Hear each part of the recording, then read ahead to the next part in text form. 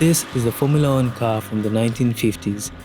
It's essentially an aluminum cigar tube strapped to a massive engine, rolling on four skinny tires, piloted by a guy whose only safety equipment was a leather jacket, a flimsy helmet, and an absolute disregard for his own mortality.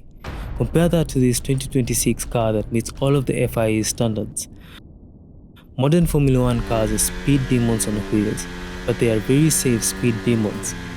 They are powered by complicated hybrid engines, and their chassis scarp the air around them so aggressively that they generate enough downforce to drive upside down in a tunnel. So how did we get from death-defying soapbox races to hybrid carbon fiber supercars? And why did it take a six-wheeled car, an obsession with inverted airplane wings, and a whole lot of blown engines to realize we were doing it all wrong? Let's break down 75 years of Formula One engineering and design history. Grab your medium compounds, ignore whatever strategy Ferrari is calling on the radio. Have you ever had a dream that you had? Let's get into it. In the early 1950s, the blueprint for a race car was simple. Put the biggest engine you can find in the front, attach the driver to the back, and send power to the rear wheels. It made intuitive sense. Enzo Ferrari famously declared that the horse pulls the cart, it doesn't push it. And for a while, the horses pulled very well. Cars like the Alfa Romeo 158 and the Maserati 250F were gorgeous, terrifying machines, but the pinnacle of this front-engine era was the 1954 Mercedes-Benz W196. German engineers looked at the mediocre grid and decided to just completely over-engineer everyone. They introduced mechanical fuel injection, a technology pulled straight from the Messerschmitt fighter planes of World War II. They also used desmodromic valves. In a normal engine, a camshaft pushes the valve open and a metal spring pushes it closed. But at higher RPMs, springs can't bounce back fast enough, a problem known as valve float. The desmodromic system used a second cam to physically pull the valve closed, allowing the Mercedes engine to spin to RPMs that will shatter other blocks. But having the engine up front created a massive problem: the drive shaft. To connect a front engine to the rear wheels, a heavy metal shaft had to run directly under or right next to the driver. It forced the driver to sit higher up, raising the center of gravity and adding unnecessary weight. Then came 1958. A small British outfit called Cooper showed up to the Argentine Grand Prix with a Cooper T43. It looked weird. The back of the car was bulbous because they had taken a Coventry Climax engine and shoved it behind the driver. The establishment laughed at them. They called them garagistas, amateurs building cars in sheds.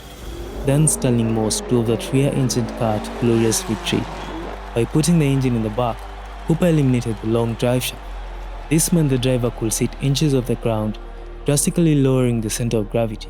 It also shifted the weight balance over the rear axle, giving the rear tires vastly more traction for acceleration.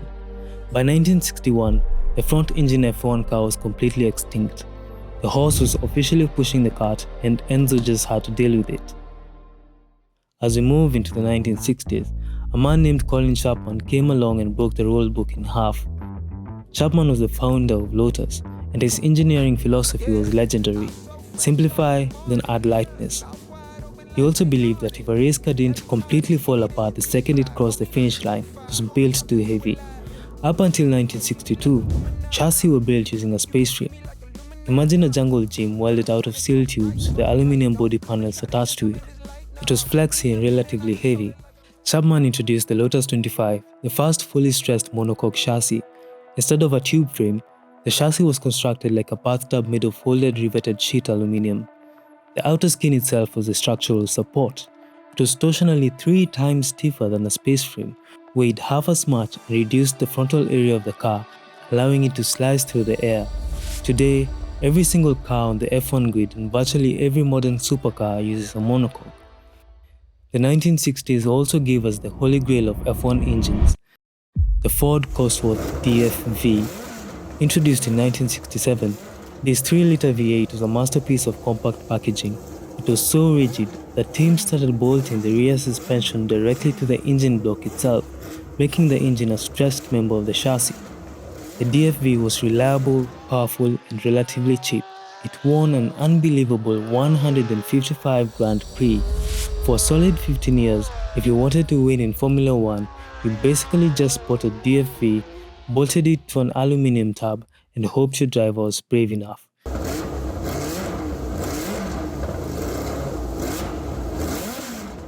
And they needed to be really brave, because 1968 was the year Formula One discovered the wind.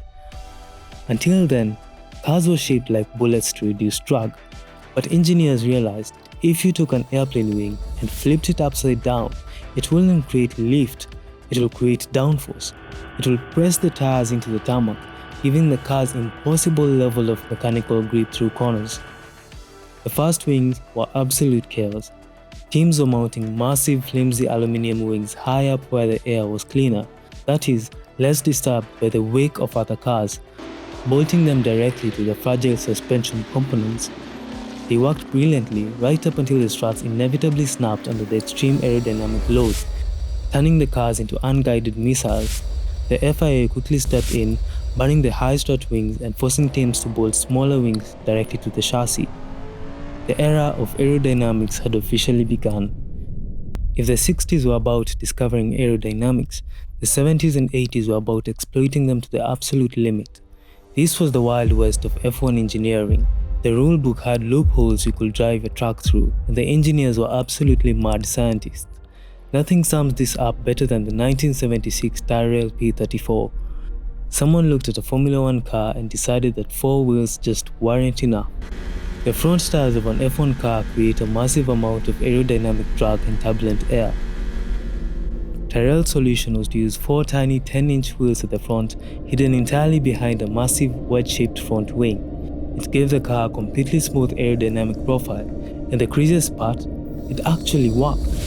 The 6-wheeler won the Swedish Grand Prix, but eventually, Goodyear got sick of spending millions developing bespoke tiny tires for exactly one team, and the project died. 1970.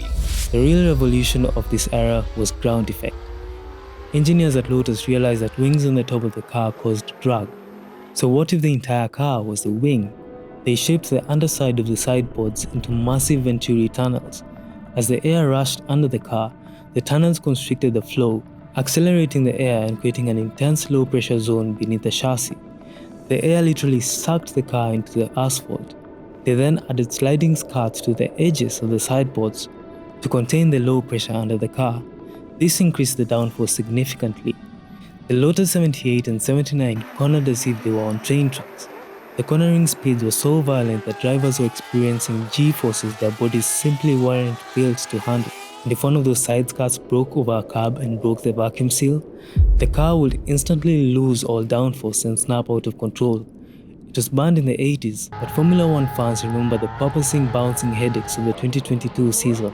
These headaches suffered by drivers were caused by the high-speed vertical oscillation, where cars bounced uncontrollably as underflow venturi tunnels stalled and recovered. At the exact same time, a materials revolution was happening. By 1981, aluminum monocoques were reaching their structural limits. McLaren's chief engineer John Barnard looked to the aerospace industry and decided to build the MP41 out of carbon fiber. The paddock thought he was insane.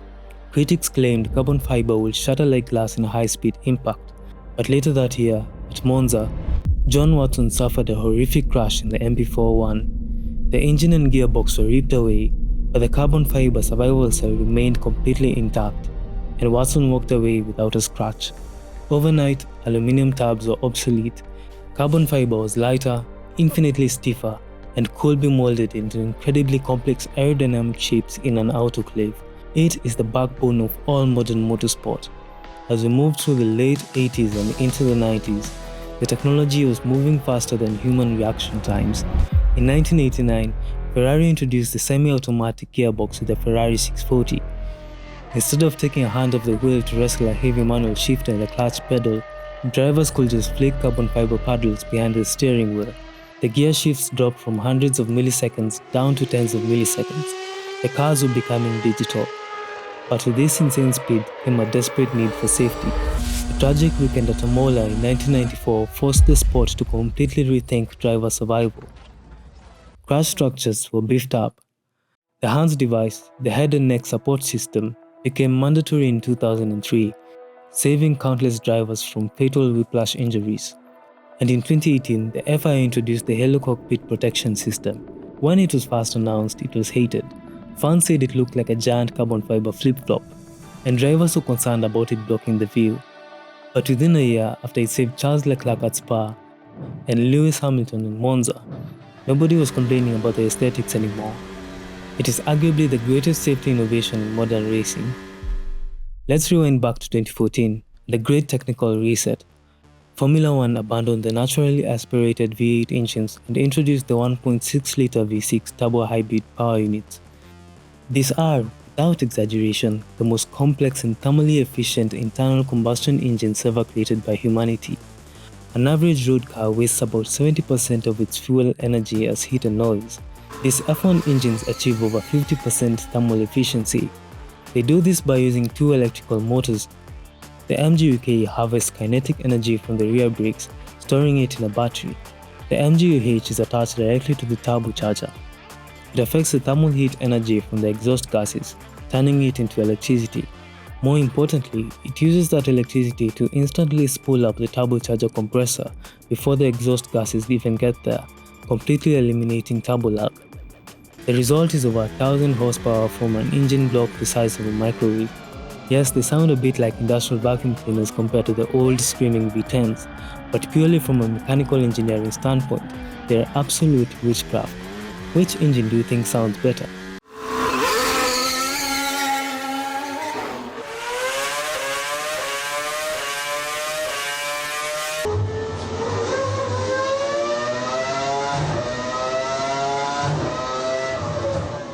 Let me know in the comments.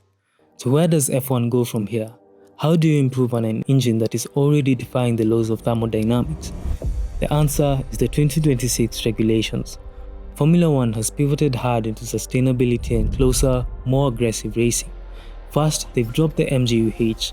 Instead, they have massively beefed up the electrical output from the MGU-K. The 2026 power units feature a 50-50 power split. Roughly 475 horsepower comes from the internal combustion engine, and another 475 horsepower comes entirely from the electrical battery system. Furthermore, the internal combustion engine runs on 100% sustainable drop-in synthetic fuels. They are literally pulling carbon out of the atmosphere to create the fuel, bringing F1 closer to achieving the net zero goal by 2030. The cars themselves have gotten a diet too, utilizing active aerodynamics on both the front and rear wings to reduce drag on the straights and increase downforce in the corners. These new regulations have been so appealing to manufacturers that they've triggered a massive influx of factory teams. Audi has entered the sport from scratch, Ford has returned to partner with Red Bull powertrains. The grid is resetting and the engineering war is starting all over again. The evolution of the Formula One car is the ultimate story of human problem solving. It's a 75-year cycle of engineers finding a loophole, building something terrifyingly fast, the FIA banning it, and the engineers finding an even faster, more complex way around the new rules. The core mission has never changed. How do you manipulate the physics of air, fuel, and rubber to go around a corner just 1 millisecond faster than the other guy? If you could bring back one F1 technology, will it be the screaming V10s, the six-wheelers, or the giant fun cars? Let me know in the comments. If you enjoyed this video, remember to like and subscribe so that you don't miss my next video. Thank you for watching. See you in the next one.